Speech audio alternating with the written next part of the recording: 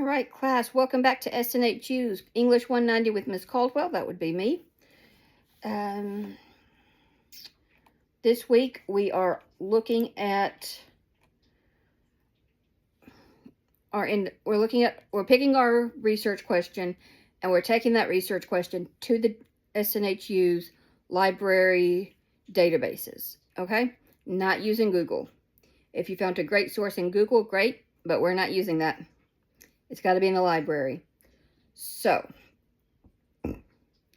for our discussion board, there's a lot. Just 5 prompts, and some of them have, well, a lot of them have more than one part of them. So I really encourage this. If you want to control, or if you want to copy and paste all of these questions into a blank document or your text box when you answer them, love that. Really encourage that. Really encourage that. So, there's a lot. I said that already, but there is a lot this week. So, we're going to identify the research question and the source that we selected from the project resources. Next, we're going to share 2 sources from the library that you have found through your research.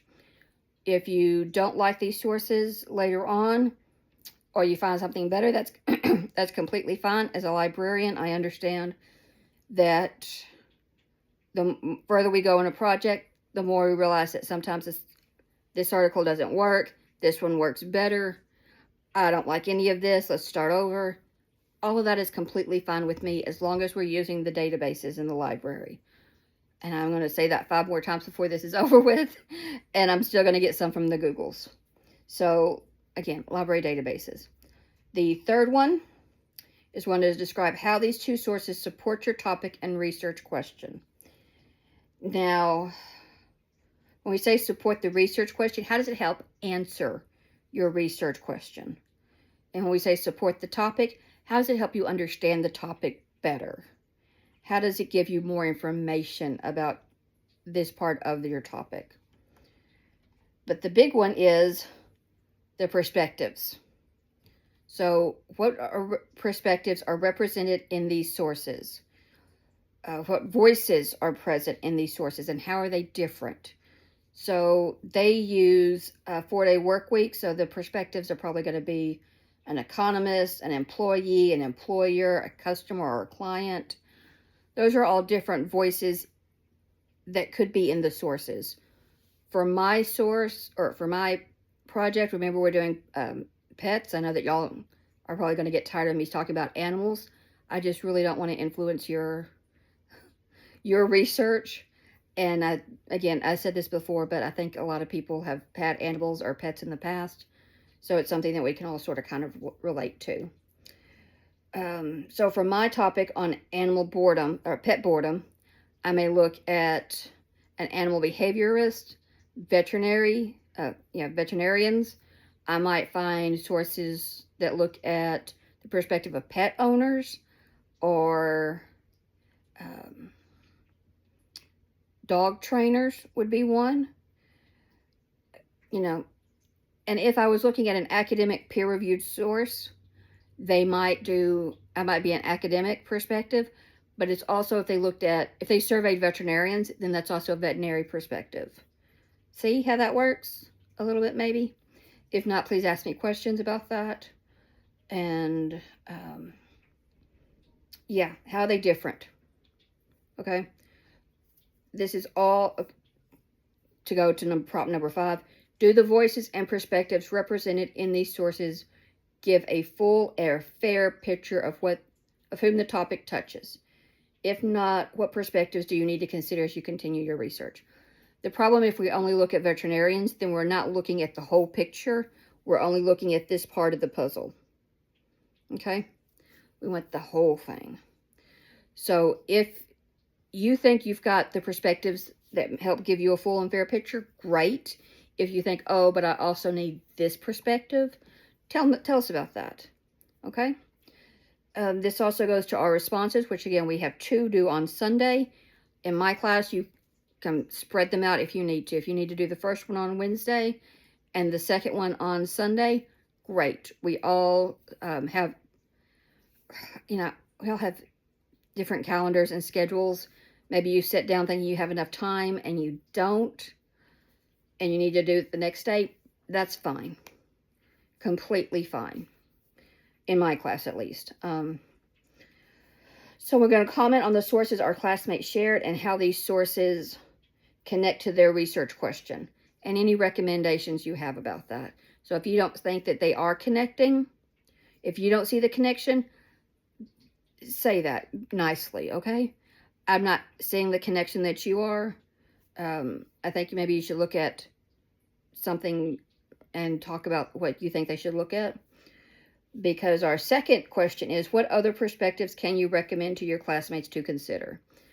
This goes down to the fact that we all have different backgrounds and experiences.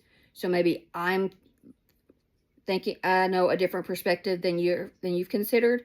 And likewise, maybe you know a perspective that I should include that I have not considered. Okay? So, help our classmates out. Give perspectives that you think that they should also consider. There is a rubric that is pretty standard. I'm just going to click on that real quick and make sure. Yep, comprehension, timeliness, engagement, and clear communications. Don't forget, for my clear communications, if you include the prompts, your grade goes up a level. And timeliness, I would rather see it a day or two late, your initial post a day or two late, and give you that feedback, then you think, well, guess I missed the Thursday deadline. I'm not going to get the points. It doesn't matter. Yes, it does matter. Okay, some points are better than no points. Every single time. Okay, so our big assignment this week is the 2-2. And we're going to see a lot of similarities in this. I know the overview and directions are a little confusing when you consider what they're asking for in the prompts. So we're just going to follow the prompts. We're going to start with the research question in Module 1. What question did you select? You had 2 or 3. Which one looks the best, and why did you pick that one instead of the others? The second thing, identify the chosen topic being researched. Okay? And that can be as broad as, again, for me, it would be pets and mental health, or it could be as narrowed as boredom and pets. Okay? And this, of course, can change the more we get into the research. But for now, we need to at least identify what we're working with today. So we have the original article from the project resources and 2 additional credible sources from the library. That's 3 total that I counted.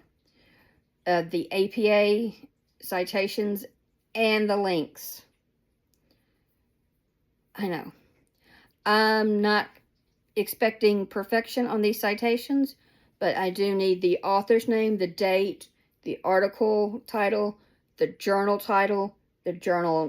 volume number, the issue number, the page number, and the permanent link like the DOI. And yes, I have to close my eyes when I say those things because I have to look at the citation in my head.